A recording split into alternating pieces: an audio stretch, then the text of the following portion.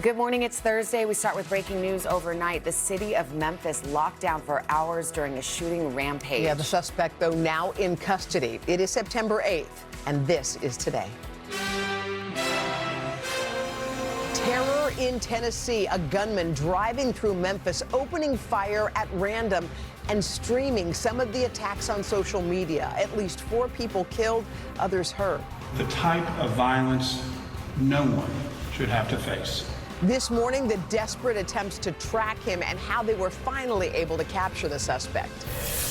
Unrelenting, even more heat records set to fall across the West today. The power grid struggling to keep up as millions crank up that AC.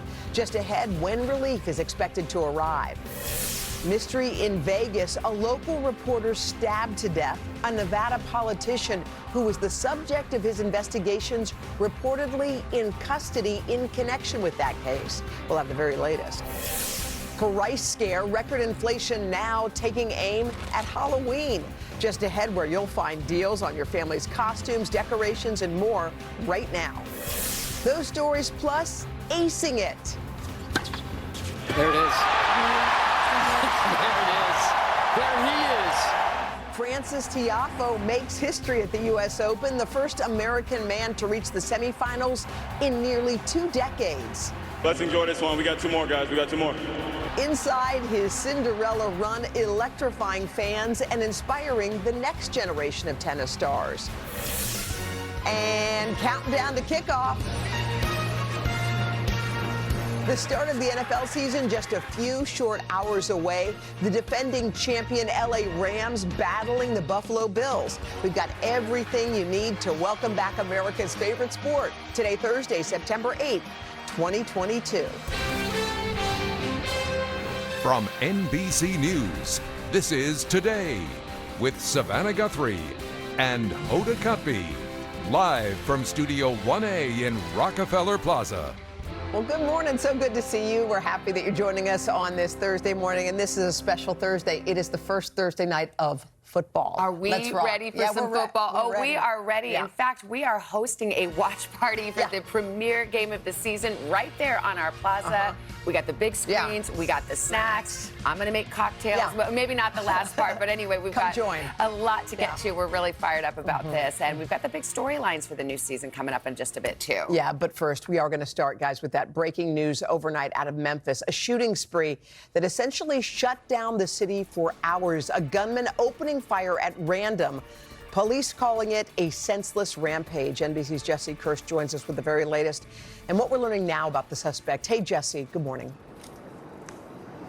Hoda, good morning. The suspect, a 19-year-old teenager, is now in police custody, but not before authorities say he drove around the city at random, firing at people, even broadcasting some of it live on social media. Good morning. It's Thursday. We're starting with breaking news, some very serious new health concerns for the Queen. We're going to take you live to London. It is September 8th. This is Today.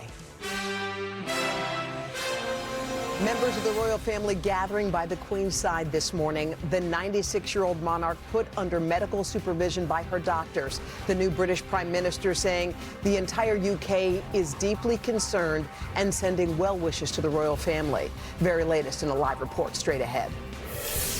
Terror in Tennessee. A gunman driving through Memphis, opening fire at random and streaming some of the attacks on social media. At least 4 people killed, others hurt. The type of violence no one should have to face. This morning, the desperate attempts to track him and how they were finally able to capture the suspect. Unrelenting, even more heat records set to fall across the West today. The power grid struggling to keep up as millions crank up that AC. Just ahead, when relief is expected to arrive. Price scare, record inflation now taking aim at Halloween. Just ahead, where you'll find deals on your family's costumes, decorations, and more right now. Those stories plus acing it. There it is. There it is. There he is. Frances Tiafoe makes history at the U.S. Open, the first American man to reach the semifinals in nearly 2 decades. Let's enjoy this one. We got 2 more, guys. We got 2 more. inside his Cinderella run, electrifying fans and inspiring the next generation of tennis stars. And counting down to kickoff. The start of the NFL season just a few short hours away. The defending champion LA Rams battling the Buffalo Bills. We've got everything you need to welcome back America's favorite sport. Today, Thursday, September 8th, 2022. From NBC News, this is Today with Savannah Gutthrie and Hoda Kotb, live from Studio 1A in Rockefeller Plaza. Good morning, everybody. Welcome to Today. It's Thursday morning, 7 a.m. on the West Coast. We got 10 hours and counting until the start of NFL season. Right there at SoFi Stadium, the Rams, I think they're ready. Yeah, I was going to say, but who's counting? Oh, just everybody else on the West Coast. The Rams looking to defend that title. We, by the way, are going to throw a big watch party out here on our plaza. We are ready to kick off some football. Yeah, we cannot wait for that. We're going to have a lot more on tonight's big game in just a bit. But first, we want to get you right to that breaking news from the royal family. Yes, the palace releasing a statement earlier this morning saying the Queen's doctors are, quote, concerned for Her Majesty's health and have now recommended she remain under medical supervision. We can tell you now that members of her family, they've traveled to Balmoral to be with her. That was Prince Charles, Camilla, and William as well. NBC's Molly Hunter is in London. Molly, good morning. What's the latest? Hoda, Savannah, good morning to you. The palace has made clear this is serious. There is serious concern about Queen Elizabeth's health this morning. We understand that either all of the Queen's children are either on their way or with her at Balmoral Castle. Also on the way, Prince William, Prince Harry, and Meghan. Breaking news this morning, serious concern for Queen Elizabeth's health and an extraordinary moment for the UK. In a highly unusual statement, the palace saying, following further evaluation this morning, the Queen's doctors are concerned for Her Majesty's health and have recommended she remain under medical supervision. The 96-year-old Queen is at her estate in Balmoral, Scotland, and the royal family is now traveling to be with her. The Queen last appeared with Britain's new Prime Minister Liz Truss just 2 days ago. That ceremony held at Balmoral for the first time ever due to her mobility issues. The Queen postponing an engagement yesterday due to health worries, but over the summer, while the Queen had scaled back duties and occasionally appeared frail, she still greeted her adoring public for her Platinum Jubilee, along with her family. Now the concern is clear. Prince Charles and wife Camilla are already at Balmoral. As Jenna Bush-Hager reported earlier this morning, the two had to rush there shortly before a planned interview with Today. I mean, we know that they do not take these matters lightly, so they have rushed off. They had a full schedule with many meetings with some of their charities today, including, of course, an interview with us. So for them to rush off to the north of Scotland, they must be taking these matters very, very seriously. Queen Elizabeth is Britain's longest-serving monarch. She's been on the throne since 1953 and is the most widely traveled monarch in history. Her beloved husband, Prince Philip, passed away in 2021 after a 7-decade marriage. And despite some behind-the-scenes drama in the royal family, the Queen has kept the bond strong with her children and grandchildren. Your grandmother's going to be 96 day after tomorrow. Yeah. What's the best thing about her? I don't know what the best thing about it is. To be honest with you, it's her sense of humour and her ability to see the humour in so many different things. We have a really special relationship. We talk about things that she can't talk about with anybody else.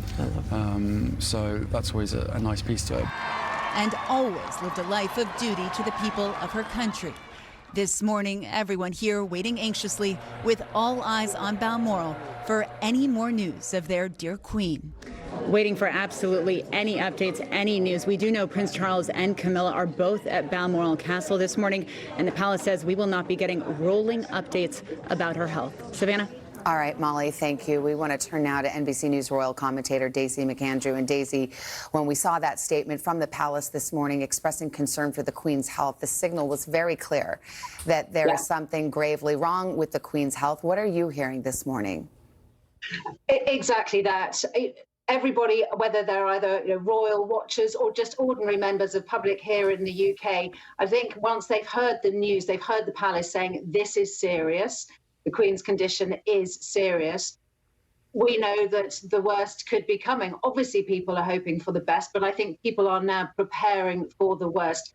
The smoke signals coming out of Holyrood, the fact that Charles's siblings are all travelling there, that is very significant, because on the death of a monarch, of course, the next in line to the throne is nearly always there, if they possibly can be there. At the moment of passing, Charles will then be the monarch. And at that moment, his siblings will have to kiss his hand and he will be the king. So it's not just that they would want to be there if their mother was poorly. For the siblings of Charles, there's a constitutional and a traditional element to this, which is another signal that this is very grave. Daisy, does that, I mean, I'm listening to you say that it's quite extraordinary, both the personal reasons that a child would want to be at his or her mother's bedside, but this constitutional duty as well, quite reflective of the dual roles that this family takes on. But are we to understand that in a scenario like this, that Prince Charles would be sitting vigil at his mother's bedside? Is it that close, the constitutional requirement or desire? I think the desire would be there. Constitutions, ours isn't written, the Constitution, you know, that there are traditions and there are moments where the next in line becomes the king, and it's not on the coronation, it's the moment that the parent dies. So obviously that's deeply significant, but we know that Charles has been spending an unusual amount of time with his mother over the last few days and weeks whilst she's been at Balmoral. I mean, it's extraordinary to think that only 48 hours ago, the Queen was saying goodbye to Boris Johnson as the outgoing Prime Minister, accepting his resignation, and she was anointing Elizabeth Truss, Liz Truss, you see the picture there on your screen now, she was anointing her the next Prime Minister. That is only 48 hours ago. And obviously, we are all keeping everything crossed that this is, you know, a short-term bout of being bedbound and she'll be back. But there is something quite extraordinary about the fact that she clearly pulled out all the stops. She clearly strained every sinew to be there for that very, very important moment of public service and duty just the day before yesterday. Yes, and in fact, for the first time ever, that meeting took place at Balmoral as opposed to at Buckingham Palace, a function of not only her commitment to doing it, but also the inability to travel, one assumes. Daisy, please stand by. We will continue to bring the very latest developments as we receive them. But right now, Craig, we turn to you, and we've been following some breaking news here at home as well. We have. Savannah, good morning to you. Memphis, Tennessee, reeling once again this morning after an overnight shooting spree that essentially shut down that city for hours. A gunman opening fire at random, police calling it a senseless rampage. NBC's Jesse Kirsch has made his way there to Memphis. He joins us now with the very latest. What are we learning about the suspect, Jesse?